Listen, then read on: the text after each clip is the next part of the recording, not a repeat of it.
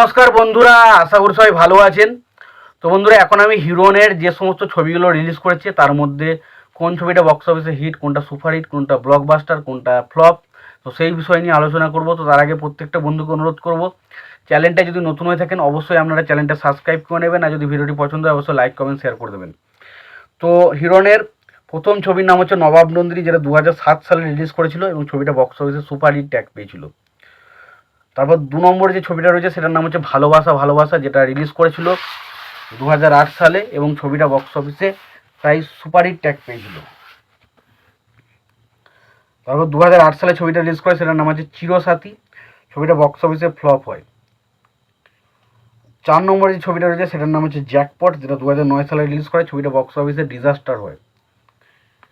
5 নম্বরে যে ছবিটা রয়েছে সেটার নাম হচ্ছে মা আমার মা, যেটা 2009 সালে রিলিজ করে এবং ছবিটা বক্স অফিসে এভারেজ পারফরমেন্স করে। 6 নম্বরে যে ছবিটা রয়েছে সেটার নাম হচ্ছে ওলট পালট, যেটা 2009 সালে রিলিজ করে এবং ছবিটা বক্স অফিসে হিট ট্যাগ পায়। 7 নম্বরে যে ছবিটার কথা সেটার নাম হচ্ছে রিক্স, যেটা 2009 সালে রিলিজ করে এবং ছবিটা বক্স অফিসে এভারেজ পারফরমেন্স করে। 8 নম্বরে যে ছবিটার কথা সেটার নাম হচ্ছে মন যে করে উড়ু উড়ু, যেটা 2010 সালে রিলিজ করে এবং ছবিটা বক্স অফিসে ফ্লপ হয়।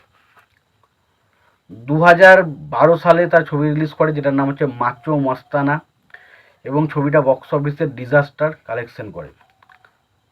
2012 সালে রিলিজ করে লে হালুয়া লে, যেটা বক্স অফিসে দারুণ একটা কালেকশন করে এবং ছবিটা বক্স অফিসে হিট ট্যাগ পায়। 2013 সালে তার ছবি রিলিজ করে যেটার নাম হচ্ছে মজনু, যেখানে আমরা হিরণ এবং শ্রাবন্তী জুটিকে দেখতে পাই এবং ছবিটা বক্স অফিসে এভারেজ পারফরমেন্স করে।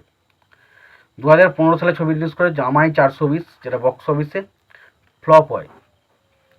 2017 সালে তার ছবি আসে মেহের এবং মেহের ছবিটা বক্স অফিসে ডিজাস্টার হয়। 2018 সালে তার ছবি আসে জিও পাগলা, যে ছবিটা বক্স অফিসে হিট ট্যাগ পায়। 2019 সালে তার ছবি আসে জামাই বদল, যে ছবিটা বক্স অফিসে হিট ট্যাগ পায় এবং 2020 সালে তার ছবি আসে জিও জামাই, যে ছবিটা কিন্তু বক্স অফিসে এভারেজ ট্যাগ পায়।